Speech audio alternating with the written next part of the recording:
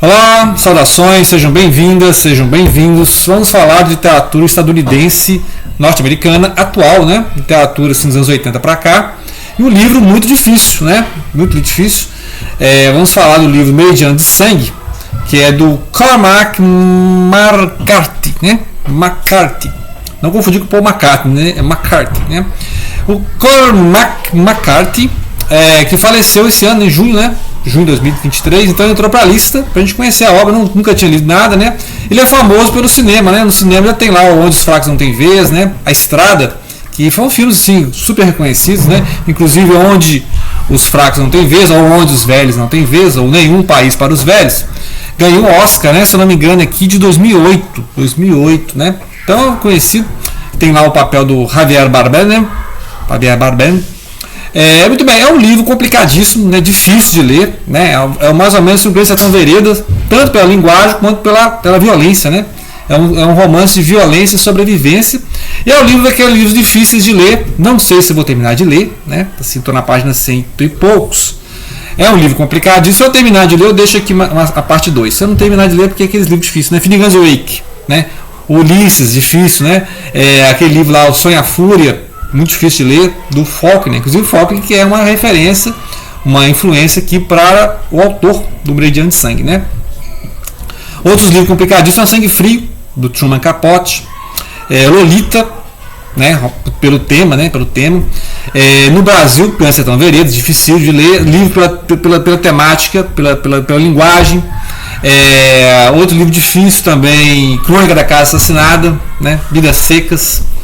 Memorial da Maria Moura, também muito violento, né? Assim, o Sertão é Perigoso. E esse livro aqui, o Faroeste, né? Ou seja, o Far West, né? O Distante Oeste é perigoso, né? Então aqui vai contar a história basicamente de um jovem, adolescente, 14 anos, né? Cuja mãe morreu, né? O nascimento dele nasceu naquela noite lá famosa, que é dos meteoritos, chuva de meteoritos, né? Chuva de estrelas, 1833. E aí nós estamos aqui mais ou menos no meio da guerra, né? No meio da guerra entre os americanos e o México. E nesta época, então nessa época, ou seja, no meados, né, 1840 e pouco ali, as fronteiras norte-americanas não eram as atuais, né? Ou seja, ali existia o México, até onde é o Arizona, onde é a Califórnia, né, Alta Califórnia, e a fronteira ficava ali na região do Texas. Hoje o Texas é um estado norte-americano, certo? A Califórnia é um estado norte-americano, o Arizona é um estado norte-americano. Então, tá nessa fronteira ali, né, o rapaz saiu do Tennessee, né, que é próximo ali, mais para o sul, e a gente conhece aquele sul-americano ali, né, sul-norte-americano, que é nos romances do Faulkner, William Faulkner, né? Vou deixar aqui, né, aquelas resenhas que a gente fez do Sonho e a Fúria. Muito bem, é uma história de sobrevivência, porque esse jovem vai passar por maiores tipos de violência, de sobrevivência imagináveis, né? Então é um romance muito pesado, porque ele é o Kid, né? Aqui fala o Kid, o jovem. Eu lembro muito do Billy the Kid, né? Billy the Kid também, que é Faroeste. E o Cormac aqui, ele faz uma releitura mesmo do Oeste, né? E só os fortes sobrevivem, né? Só os fortes sobrevivem. E aqui tem a figura, né, de um juiz aqui, um cara todo brancão assim, sem pelos, né? Um cara uns 2 metros de altura, que é a imagem do vilão total, né? O cara assim, ele tá aqui em vários momentos do livro e sempre uma figura assim terrível, né? Capaz de feitos terríveis, né? Então lá que chega na igreja lá e fala mal do reverendo, aí o pessoal faz o linchamento público do reverendo, tem uma parte, coisas, né? Fora que o menino aqui tem que brigar com o barman por um gole de um líquido qualquer, uma bebida qualquer, assim, cenas completamente patéticas de violência, né? Lembra o filme Tarantino, né? Fico imaginando se o Tarantino fizesse uma adaptação cinematográfica do livro, né? Porque realmente é um Meridiano de Sangue, porque é aquela ideia dos fortes, que só os fortes, é pela violência, né? É quem sacar e atirar primeiro. Então tem cenas de sobreviventes, tem as cenas dos índios, né? Porque aqui nós estamos, olha você ver, os norte-americanos, os estadunidenses estavam em guerra com os mexicanos, né? Ali na questão da fronteira, e ambos estão em guerra com os índios. Olha você ver que coisa, né? Então é uma guerra complicadíssima, porque você tem aqui, por exemplo, a parte de um grupo de militares, né, que está atravessando lá para a região do México e são atacados por índios. Então tem uma cena assim, né, uma cena épica, né, uma epopeia, que em alguns pontos do livro lembram as narrativas do José Saramago, né, sem pontuação, então a narrativa vai em fôlego, né, ela vai em crescendo, e aí ele vai misturando diálogo com texto narrativo, né, um pouco Saramago, né, não sei se, né, qual a ligação que tem. Mas essa exploração de linguagem lembra o Faulkner, né? O Faulkner tem um pouco disso também, os diálogos assim, misturados com a narrativa. E essa cena de epopeia, assim, de batalhas, né? Lá Game of Thrones, a gente lembra do Game of Thrones, aquelas cenas de batalhas medievais, mas aqui, né, aqui os índios atacando o exército norte-americano, aqui, né, os milicianos e tal. E é uma cena que lembra muito aquela guerra, né? As épicas guerra de grego contra troianos, né? Aquelas guerras, a guerra em paz, os russos, os alemães, russos, os franceses. Russos e alemães na Segunda Guerra, por exemplo, né? Vamos imaginar também que os saxões, né? Aquelas lutas saxões, os romanos, os germânicos, né? Então, mas pode imaginar aqui, né? Os mongóis, os chineses, né? Então serve para qualquer embate, que a narrativa é aquela narrativa épica, né? Que serve para você imaginar vários embates de romance mesmo, de epopeia, né? Então, por isso que é violento, né? Ou seja, ele não poupa as imagens violentas. Por mais que o livro seja bem escrito, tem um estilo autoral, né? Não li outros livros dele, mas toda a crítica que eu li a respeito tem um estilo autoral. Eu espero ler em breve A Estrada, né? Que tem um filme. A Estrada é mais pós-apocalíptico, né? Aqueles filmes pós-apocalípticos. O livro de Eli, né? Tem um livro também chamado Livro de Eli, que é assim, depois do fim do mundo, tal, o cara percorre as estradas, sofre violência, é distopia, né? Distopia pós-apocalíptica. Então tem um livro, A Estrada, está na minha lista também. E o filme, que é dos Fracos Não Tem Vez. Os Fracos Não Tem Vez é uma coisa, né? É um filme que eu comecei a ver, não terminei, não sei se vou terminar de ver, porque realmente é muito violento, né? É claro que essa violência está no estilo do autor, assim como a violência está no estilo dos filmes do Tarantino, mas não é muito assim, né? Não tem muito estômago a violência, não, né? Então, mas o livro é muito bem escrito, sim, né? As partes muito bem escritas. Essas partes de violência, de índio, de mexicanos, né? Dá para lembrar aquelas lutas de jagunço lá no Grande Sertão Veredas. Então, para quem leu o Guimarães Rosa, que achou violento, né? Então prepare-se, né, para usar a leitura desse livro, que é o Grande Sertão lá do sul americano, lá do Texas, né? Do Velho Oeste, o desbravamento do Velho Oeste, que é justamente esse meado do século XIX, né? Então o rapaz, né, o Kid aqui, ele vai passar por várias epopeias. Interessante que os capítulos são narrados, são antecipados por uma bela descrição do que vai acontecer. E lembra muito o Don Quixote, né? Em que eles colocam no início aqui, né? Até a página 80 e poucos, é ele vagando, né? Ele vagando, assim, sobrevivendo, né? Então ele sobrevive dos índios, aí depois ele é preso pelos mexicanos, aí ele vai para a prisão mexicana, aí depois ele vai trabalhar aqui com o pessoal, para você ver. Ele vai conviver com a gangue aqui de caçadores de índios, né? O pessoal mata índio, mas mata pessoas também comuns, né? Pessoal assim meio sanguinário. Porque nessa vida né, só sobram os fortes, as pessoas vão tornando insensíveis, né?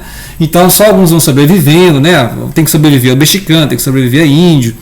Então as pessoas vão se brutecendo, né? A brutalidade é tão grande que, igual o jovem aqui também, né? Que ele já era um cara meio perturbado, podemos dizer assim, mas vivendo a violência, sobrevivendo, né? Tem que viver, não pode, né? Você não pode pensar, você tem que sobreviver. Acontece que ele vai brutalizando também, né? E essa figura aqui, por exemplo, do juiz Holden, né, que aparece no início do livro, depois aparece lá nessa parte aqui, ele é um dos integrantes dessa gangue, né? Essa gangue, deixa eu ver o nome do cara aqui, um tal de Glanton, né? Um tal de Glanton.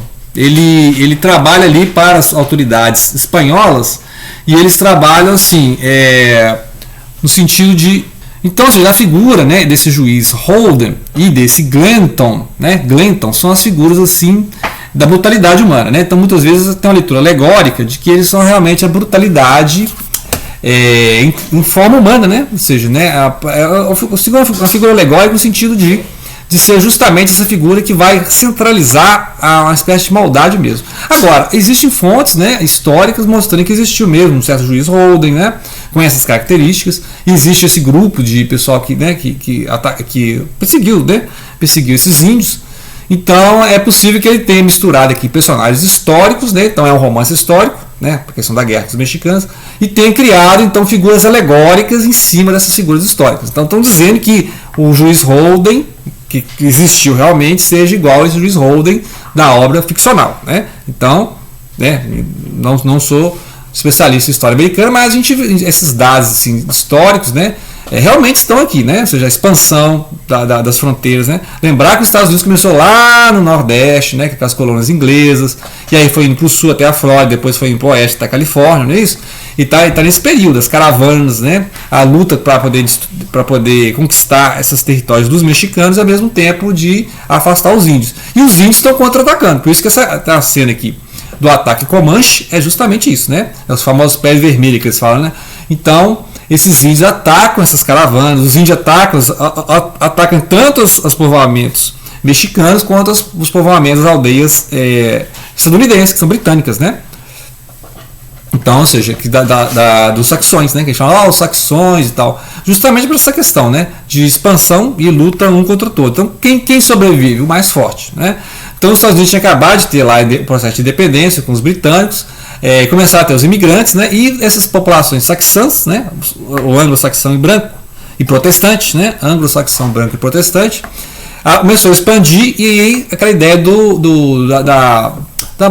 destino manifesto, né? Norte-americano, de nós temos o direito de civilizar a América e tal, etc. Então, tem todo esse contexto histórico, né? Se você pegar o contexto de época, né? Ou seja, meados do século XIX. Mas a obra em si, né, é o detalhamento dessa violência constante. Então, todo capítulo tem violência, né? Você já começa a esperar a violência, mas vai ter violência, né? Quem vai morrer? É tipo Game of Thrones, né?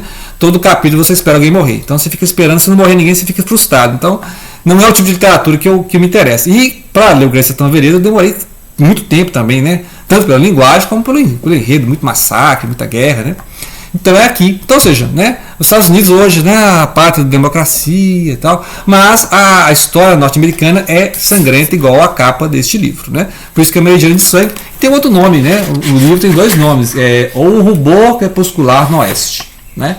É o Crepúsculo de Sangue ou o Crepúsculo Sangrento do Oeste, é uma coisa assim, né? Né? Então, fica aí a dica de leitura, literatura estadunidense, né? E vou falar mais desse autor. Com certeza tem uma peça dele interessantíssima, que é um diálogo entre duas pessoas, na questão de Deus, existência, né? Sentido da vida. E nós vamos comentar quando falarmos da obra do Saramago e do Sartre, né? Que tem peças que falam justamente dessas questões de teologia, né? De sentido da vida, de existencialismo, né? Então, eu acho interessante colocar na lista esses livros, primeiro esses três livros, né? O livro aqui do Cormac McCarthy, e o Sartre e o do José Saramago, né? Então a gente vai ver isso aí. Em breve vamos colocar isso. São peças teatrais. Então ele escreveu romances, escreveu contos, peças teatrais, roteiros, né? E em Hollywood adora os filmes dele, né? Assim, baseado nos livros. E esse filme aqui, né? Está sendo aguardado, né? Porque em breve deve aparecer esse filme. Já fizeram algumas tentativas de filmar, porque tem que ficar uma coisa assim histórica, épica, mas não pode ficar lá muito Tarantino, né? Porque o Tarantino, quando coloca história nos livros dele, é para fazer paródia, né? Então eu imagino que eles vão ter que encontrar um diretor que consiga resgatar a história, né? O drama, realmente o drama humano aqui, mas se for pegar pela violência, ou seja, né? Vai ficar meio Tarantino, né? Que é aquela violência pastelão, né? Que aquela violência que a gente já viu no Veroeste, né? Então vai ficar, né? Eu imagino que fazer o outro Velho Oeste, né? Assim, um Velho Oeste Tarantino, né? Os Oito Odiados, né? Naquele esquema. Apesar que o Oito Odiados também tem outra vibe meio Tarantino, né? Mas seria naquele esquema, né? Ou seja, um Velho Oeste, realmente a luta pela sobrevivência e a violência ali, né? Em todos os quadros, todos os tipos, né? A violência histórica, a violência pessoal, a violência sádica, né? Então é essa aí. E os personagens, quanto mais vilão, mais marcante, né? Parece que os vilões, assim, né, tem uns livros que trabalham muito a figura do vilão, igual esse juiz Holden, né? Assim, que rouba a cena toda vez que aparece, né, pela brutalidade. Então você está num ambiente de brutalidade, é igual o Hermógenes, né? O Hermógenes lá no Grande Sertão Veredas. Sempre tem aquela imagem do mal personificado. Então o Hermógenes no Grande Sertão Veredas é isso, né? Aquela figura do mal, né? O mal, assim. Mais do que aquele pacto que o Reobaldo espera, né? Aqui não tem o Riobaldo, né? Porque o garoto aqui, o adolescente, vai sofrendo essas ações e vai sobrevivendo, né? Então ele é casca grossa, ele é casca grossa, é isso, né? Ok? Então vamos ver se eu consigo terminar de ler. E se eu terminar, se eu não falar mais do livro, porque realmente é aquele livro assim que, né? Não desceu, né? Não desceu a história. Mas é muito bem escrito, né? Fica a marca aí, realmente vale essa obra, O Meridiano de Sangue, ok? Então grato pela atenção e não deixem de compartilhar.